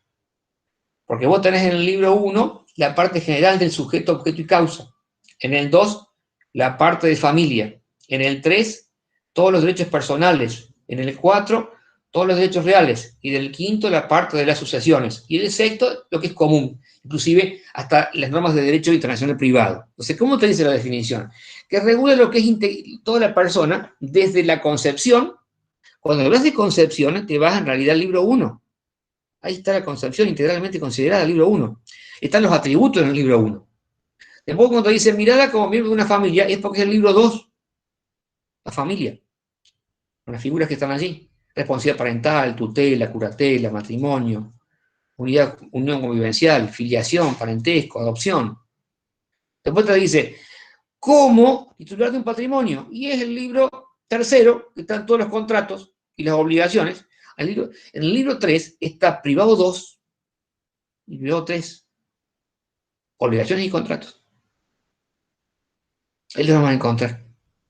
Después te dice, el del patrimonio es derecho personal o real, que es el libro 5. Todo el derecho real. Y que se proyecta más allá de la muerte de la persona a través del derecho hereditario. Porque ahí básicamente está la sucesión de la persona que puede ser intestada, cuando no hay testamento. Es la ley lo que llama a los herederos a su vocación hereditaria, la ley, que es por regla es descendiente primero, ascendiente después, y concurre con el cónyuge. El cónyuge concurre siempre con los dos, pero el orden es descendiente, ascendiente y cónyuge. El cónyuge va con uno y otro. ¿Mm? Y después vienen los colaterales, que son los hermanos, tíos y sobrinos. Y si no, viene el fisco, ese es el orden. Colateral hasta el 4º grado. Entonces, cuando hay ascendiente, descendiente, o cónyuge, en la herencia hay una parte que se llama legítima, que es la porción de la herencia que esta gente no puede ser privada, a menos que haya una justa causa para desheredarlo, atentar contra la vida de la persona que ha fallecido, haberle negado alimentos, no haberlo reconocido en su minoridad. Causas, básicamente, que puede haber allí, que te dejan fuera. Pero si no, no es como el derecho norteamericano, como la película te dice, si no, que le dice el padre al hijo, si no haces lo que quiero, te desheredo. No te dejo nada de la fortuna. No. Hay una parte de la herencia que le corresponde. Y el orden es ese. Si hay descendientes, no heredan nada los ascendientes. O sea, si hay hijos, el causante no hereda nada los abuelos, o sea, los padres del causante. Si no hay descendientes, pasamos los ascendientes. Y cuando hay Claro, pero ahí cónyuge, sería va con los dos. el Va con los 50 y dos. 50. Va con Claro. los dos. Y si no hay nada, hay cónyuge, era todo el cónyuge. Y si no, después te vas recién los colaterales, que son tíos, hermanos, primos, qué sé yo. Toda esa cuestión está porque no hay testamento. Y toda esta figura. Ahora, si hay testamento, se puede disponer una parte o todo de la herencia. Esta parte es lindísima, pero es derecho de familia, sucesiones, más que nada. O sea, si hay en realidad una persona que tiene descendientes, puede testar, pero por 1/3. Porque los otros 2/3 le quedan a los descendientes. Si se muere un señor que está viudo y tiene 4 hijos, por ejemplo, puede testar por 1/3 de la fortuna. El resto es para los herederos legítimos. Ese tercio puede ser para un hijo o un extraño. Si se muere una persona y no tiene descendientes, y tiene ascendientes, ahí es 1/2 y 1/2. Puede estar por 1/2 para quien quiera y 1/2 va para los padres. Y si no tiene ascendientes, ni descendientes y tiene cónyuge, puede estar por la mitad. Y es salomónica la cuestión, porque la mitad para la novia y la mitad para la esposa o esposo, si quieren. Y si no tiene nada de eso, no tiene descendiente, ascendiente, ni cónyuge, un tipo feliz, vive solo, no molesta a nadie, puede estar por todo el patrimonio. Inclusive puede dejar de fuera a los hermanos, a los sobrinos y a los tíos. porque estos colaterales no tienen porción legítima. Son herederos, pero no tienen porción legítima. Entonces, en caso de un Profe, y una testamento... pregunta, los extraños, tipo los colaterales, puede ser cualquiera extraño. O sea, no es que tiene que ser... Colaterales básicamente es, tenés que ir a un ascendiente común y bajar. O sea, vos tenés, se muere el sujeto A. Vos tenés que irte a B, que es el padre, y después, si querés que herede el hermano, tenés que bajar de B a C, que es básicamente el hermano. Claro. Y si el hermano murió, entra el sobrino, que es D. Entonces vos tenés A que se murió. ¿Cómo hacer para llegar a D? Que tenés A que se murió y D que es el sobrino. ¿Cómo hacer para llegar a él? Tenés que tomar de A, subir un B, tenés que ir a una parte, un antecesor que sea común. Tenés que ir de A a B, que es justamente el padre de A. Bajar de B a C, que viene a ser el hermano, que es otro hijo de B. Pero como se murió para que entre, el sobrino tiene que bajar de C a D. Y hasta ahí llega, porque hasta el cuarto grado. Entonces contas 1, 2, 3, 4 y se acaba. Básicamente. Ese es el parentesco. O sea, es familia, eso es como se computa. Yo les respondo todas estas cosas, básicamente, no porque te vayas a preguntar, porque no corresponde que pregunte esto. Es para ver si les gusta el tema. Porque el derecho civil es maravilloso, es lindísimo. Puede ser que te guste la parte de propiedad, que a mí justamente es la parte que me gusta, la parte de propiedad. Yo soy profesor de reales también. Me gusta mucho eso.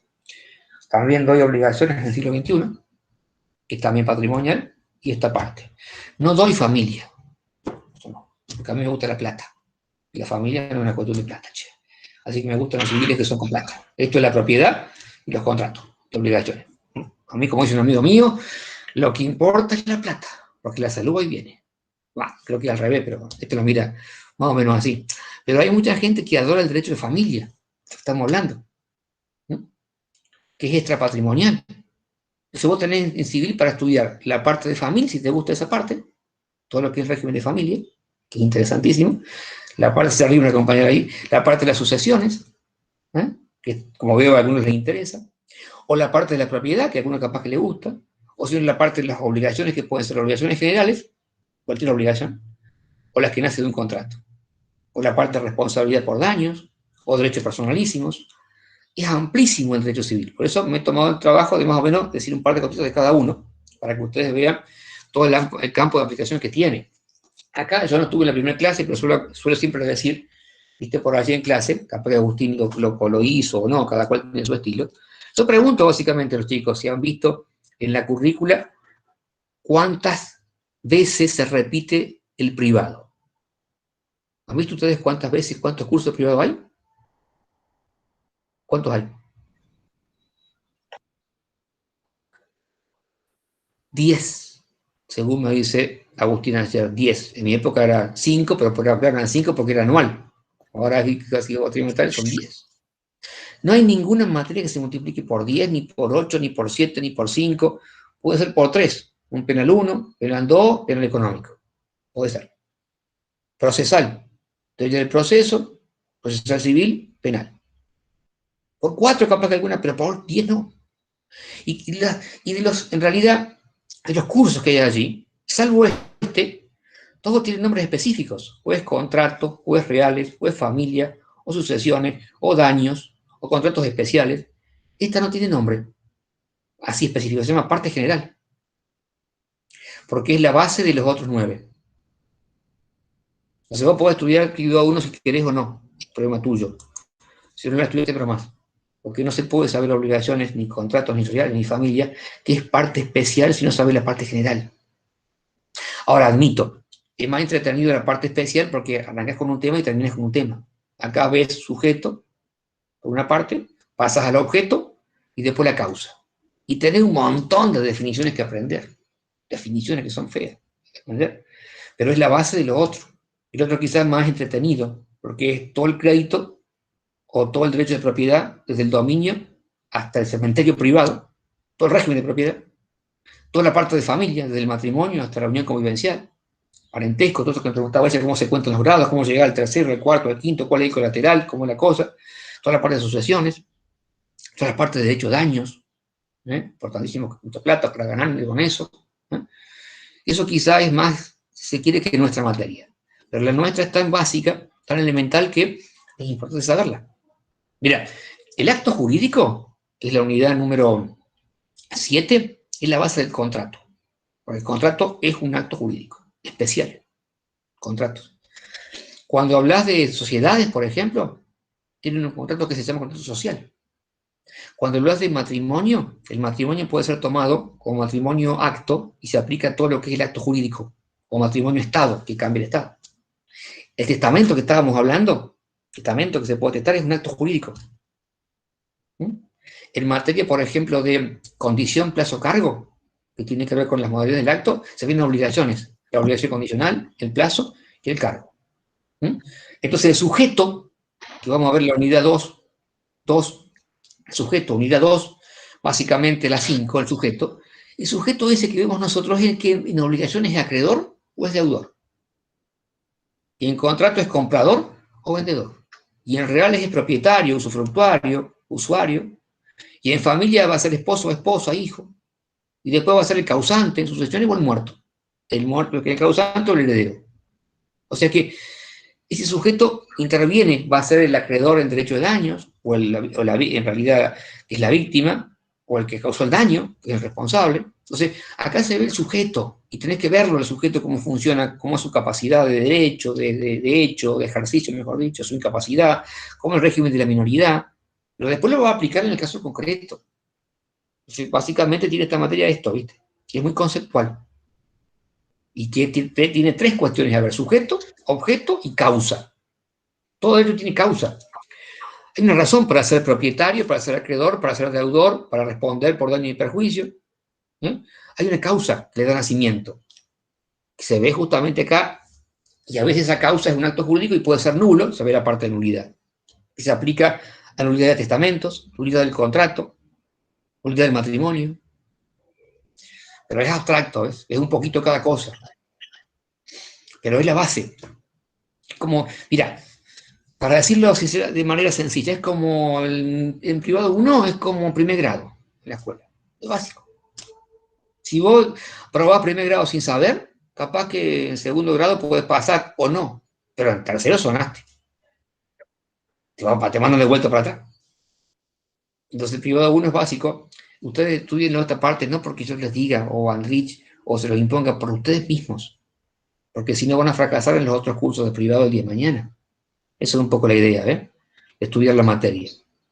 Por eso yo sé que hay gente que recursa, por ejemplo, pero que es una cuestión de responsabilidad del docente. Si no está en condiciones, no puede seguir, porque tarde o temprano va a volver atrás. Y más de una vez van a tomar este librito y los otros privados, porque se han olvidado de algo de esto. O como yo en su momento, en realidad usaba el viejo Gutenberg Cáceres, y volví y decía, esta parte que está en una parte de nulidades y tengo que ver la parte de calificación registral en la parte de reales.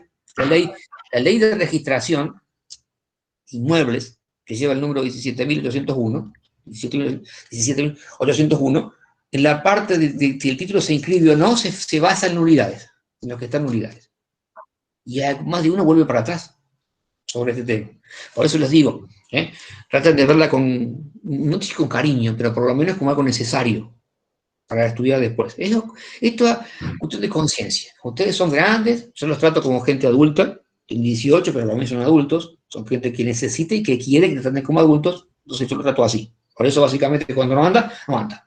Nos vemos de vuelta otra vez, la que sea necesaria, pero no los apruebo si no saben porque les causa un daño, sobre todas las cosas. Eso es un poco lo que suelo decir en la primera clase, pero cuando no pude estar, no sé si lo tomó Agustín o no esas palabras, pero eso es importante.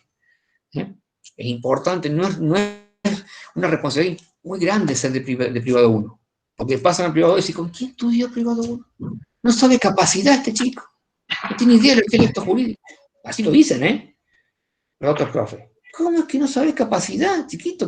¿Cómo probaste la materia? O no, ¿cómo es que no sabes el acto jurídico? Estamos hablando de un contrato, te dice no sabes forma, te dice el profe de contrato. Forma se ve en privado 1. Ahí en contrato es forma de los contratos. Pero forma en general es el privado 1. Unidad 10. Acto formal, no formal, solemne, no solemne. Instrumento público, privado. Entonces, básicamente, no es una cuestión así nomás. En realidad, de responsabilidad. Yo cuando doy reales ya es otra cosa. Ya saben, vienen de antes, privado 5. Bueno, lo que pasó, pasó. pero privado 1 es una responsabilidad grande para esto. Por eso, yo sé que ustedes son chicos, son buenos, y yo me termino encariñando con ustedes porque son buenos chicos, pero no los puedo probar si no saben, porque les hago un daño, lamentablemente. Lamentablemente. Es responsabilidad mía que no les sirven los conceptos básicos.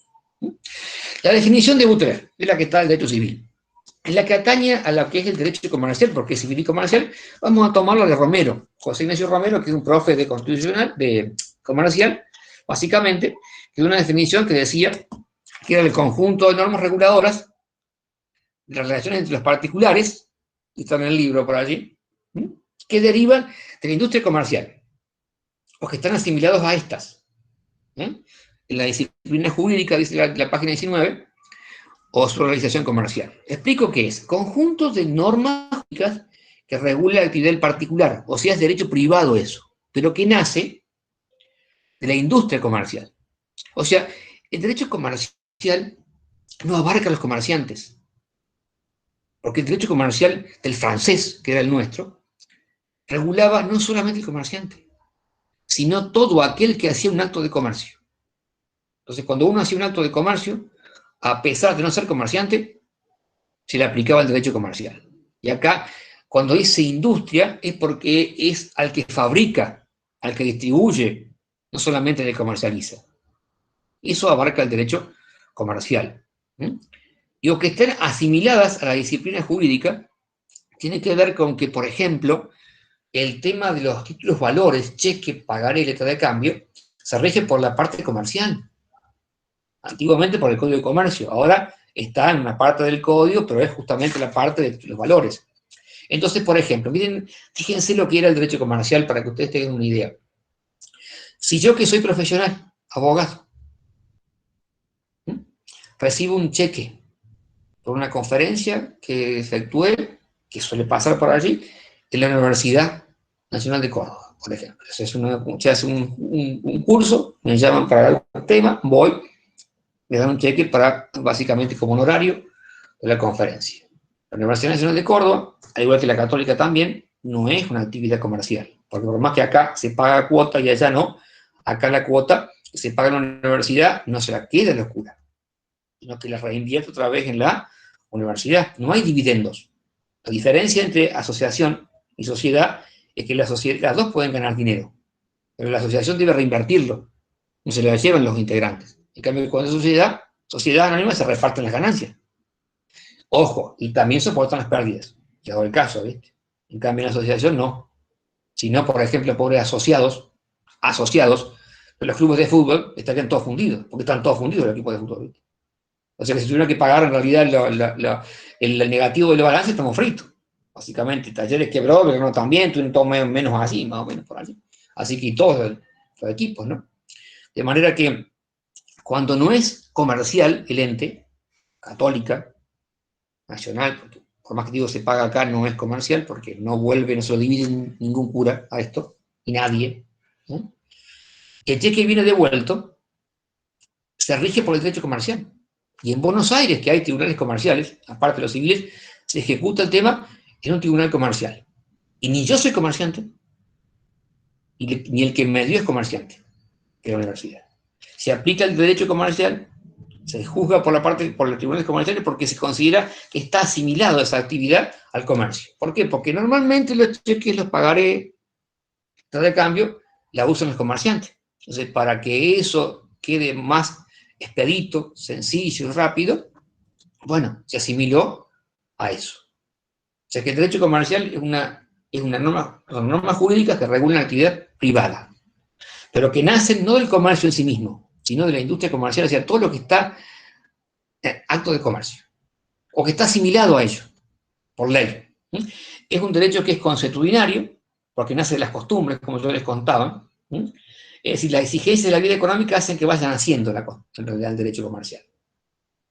Eso fue lo que pasó, como les contaba, allí en la Edad Media, cuando entraron los comerciantes del Mediterráneo, dice justamente este autor, en realidad Romero, entraron a comerciar entre sí, y cuando había conflictos no había normas, porque el jus civilis no contenía normas para regular esa cuestión. Entonces, por las costumbres empezaron en realidad a aparecer normas. Después, ¿qué pasó eso? En realidad, y después básicamente se dictó las normas comerciales. Es progresivo porque en realidad avanza muy rápido. Entonces, básicamente toma supuestos de hechos que van apareciendo, que antes no se conocían. Si te quieres pensar todo lo que es la informática y todo eso demás, va tomado por allí también. Compraventas, comerciales, impensadas en la época de Vélez. Es expansivo porque tiene una vocación universal. Contaba otro profesor de Derecho Comercial, Miguel Castellanos, que dio en la universidad, que fue profe mío, Miguel Castellanos, que tiene libros de comercial, que por ejemplo en Estados Unidos no hay código de comercio, no hay en realidad código civil, lo que es cierto. Sin embargo, no hay derecho escrito, pero hay escrito algunas normas que tienen que ver con el comercio. Fíjate vos, en un lugar donde el derecho no es escrito, no digo que tienen código de comercio, pero hay básicamente normas entre estados que son escritas. En un derecho que es siempre que es de las costumbres, que es el common law. Es útil porque se adapta a los cambios rápido, se va adaptando a los cambios rápidos. Por ejemplo, lo que le contaba el compañero con el tema de la ley de cheques. No se podía dar un cheque, no había en realidad, la ley de cheques no establecía los cheques postdatados. Sin embargo, se entregaban postdatados. Claro, se podían presentar al corte, se volar la cuenta. Ese era el problema. Se adecuó a la costumbre de que la gente entregaba cheques y dijo, vamos a poner cheques postdatados. En una fecha de creación y una fecha en realidad de pago. Perfecto. Y privilegia todo lo que es estabilidad en las transacciones, por eso se dice que el derecho comercial apunta a la faz de seguridad jurídica y el civil, en realidad, la justicia. El Código Civil siempre prevaleció la parte justicia, en cambio el otro la parte de seguridad jurídica. Y eso es lo que básicamente está en el derecho actual sobre eso. Entonces, más o menos en realidad hemos llegado un poco a lo que hemos dado básicamente un poco todo lo que es la evolución, los conceptos básicamente de cada uno. En lo que atañe al código en sí mismo, le conté que hubo código de comercio, que fue, el código de comercio también, digo, fue obra de Vélez Sarsfield también. El código de comercio en realidad fue Vélez Sarsfield, era ministro en esa época de la provincia de Buenos Aires, y encomendó a un jurista radicado en Argentina, Eduardo Acevedo, de nacionalidad uruguaya, que redactara el Código de Comercio. Esto es una paradoja, un cuento, ¿no? Andrés Bello, venezolano, redactó el Código de Chile, civil, que Vélez tuvo básicamente también como fuente. Este autor, Acevedo, Eduardo, junto con Vélez, ya vamos a explicar por qué, redactó el Código de Comercio en Argentina. Tristán Narvaja, argentino, redactó el Código Civil uruguayo. Era como un fruto de Mercosur en esa época, andaban dando vueltas por ahí, tanto en realidad los... Entonces, Eduardo Acevedo redacta el Código de Comercio y figura como autor, pero Vélez Sarsfield colaboró con él en muchas de las normas. Entonces, el Código de Comercio es obra de Acevedo Vélez. Es largo el cuento para llegar a por qué es así, pero ahí se ha estudiado el tema y de acuerdo básicamente a lo que es la estructura que tiene, hay la impronta de Vélez. Ese es el Código de Comercio. El de Vélez, el civil lo hizo Vélez Sarsfield solito. Lo hizo después de que se editó el Código de Comercio. 1971, la presidencia de Sarmiento. Y le encomendó la tarea Mitre, básicamente, a Vélez. Que ya había puesto sus ojos Urquiza en Vélez, pero no se pudo hacer porque estaban todavía una unidad de la Confederación de Buenos Aires y eran luchas intestinas entre los hermanos y no estaban dadas las condiciones para codificar. Pero el primero que fue puesto en vista, por decirlo de alguna forma, para hacer un código fue Vélez Sarsfield. Urquiza le pidió. Después Mitre, y ya unida Buenos Aires a la Confederación, ve en Vélez el codificador. Y comienza su tarea. Y la termina en el gobierno de Sarmiento y comienza a regir en esa época. El Código Civil. Vélez, con lo que le pasó con Acevedo, lo hace solo el Código Civil. No tiene ninguna persona que le ayuda. Ningún coautor. Sí tenía 3 personas que eran amanuenses. O sea que porque no había ni máquina de escribir, ni fotocopia. Así que Vélez ya se ponía a redactar los artículos y empezaba en realidad anotando su hija Aurelia. Entonces cansaba Aurelia y venía Victorino de la Plaza, que fue presidente 1915, 14, por allí, para copiar lo que le decía Vélez, y después, en realidad, Díaz de Vivar, estas tres personas eran los amanuenses. Yo me lo imagino a Vélez diciéndole, vení, Aurelia, que te dicto, artículo 340 hasta, no sé, el 380, y después pasaba el otro, y ahí cuentan los auditores que pasaban las noches, Vélez, con las velas allí escribiendo. El Código Civil a mano está guardado acá en Córdoba, en el templete, que es una parte de la Biblioteca del Nacional, está el manuscrito original. Y tiene letra de su hija, Aurelia, de Díaz de Vivar y de Victorino de la Plaza, y algunas de él. Y tiene básicamente el visto bueno en el margen derecho o izquierdo, no me acuerdo cuál es, de que era ese. Y después hizo la impresión, pero está escrito de pluma. 4.051 artículos de pluma. Lo hizo solo. En cuanto al contenido, lo ayudaron a escribir, pero no trabajó con otros juristas, para no tener problemas como tuvo con Acevedo, y discutían de cuál era cuál. Dijo, yo lo hago solo. Tardó 4 años en hacerlo. Tenía 4 libros y hizo un año por libro. Empezó en el 65, terminó en el 69, 1869, lo presentó todo en ese año, y después se sancionó por ley 340 y empezó a regir en el 71. O sea, tuvo 2 años ahí para que básicamente la gente llegaran los ejemplares, se imprimiera. Bueno, una curiosidad, llegó el momento de dictado del Código Civil, no estaba impreso. Trajeron de Nueva York, la edición la hicieron mal. Tuvo que hacerlo después en la imprenta del Congreso. Unas cosas nuestras. Lo mandemos a Estados Unidos y vino mal hecho. ¿Ya? O sea que básicamente había errores. Se llama edición Nueva York. Después todas son cosas históricas, ¿no?, del código nuestro. Y entonces, bueno, ese es el código de Vélez, que lo redactó solito. Y el actual es una que en realidad está compuesto por 2 miembros de la Corte, Ricardo Lorenzetti, Elena Hayton de Nolasco, y una autora mendocina, que no es de la Corte de Justicia, pero que fue jueza en Mendoza, y una gran jurista que es Aida Kemmelmacher de Carrelucci. Estas 3 personas son los autores del Código Civil y Comercial. Lorenzetti, Hayton, Elena, y Kemmelmacher. A su vez, estos autores, en realidad, pidieron ayuda a las universidades. Entonces, acá en Córdoba, por ejemplo, han trabajado de Fernando Márquez, que da clases de obligaciones en la Católica. No sé si sigue dando todavía Márquez o no. Está Cornet y Márquez, son los profesores de obligaciones, Cornet y Márquez. Doctor Pizarro y Vallespinos, que son famosos acá en Córdoba, profesores de obligaciones, Pizarro, Vallespinos.